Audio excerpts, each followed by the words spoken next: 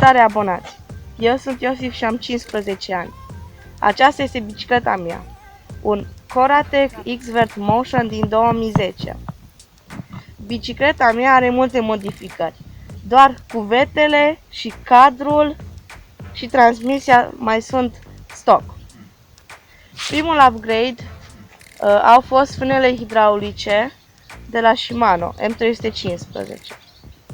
După aceea a fost furca SR Santor XCR 32 de 120 de mm.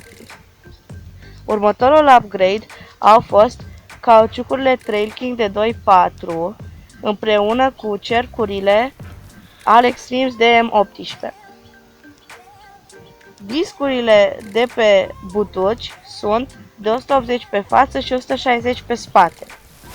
Transmisia este 3x9 de la Shimano Dior. După cum putem vedea, furca poate fi blocată de la maneta de pe ghidon. Un alt upgrade este sticla cu unelte de la Force împreună cu pompa de la Decathlon. Pedalele nu sunt nici ele originale, cum nu este nici șaua și tija de șa. Un alt upgrade este această apărătoare de noroi,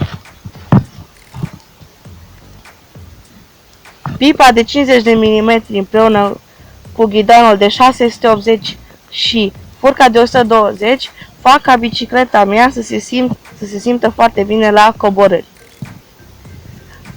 Transmisia mă ajută și la urcat, având foarte multe rapoarte.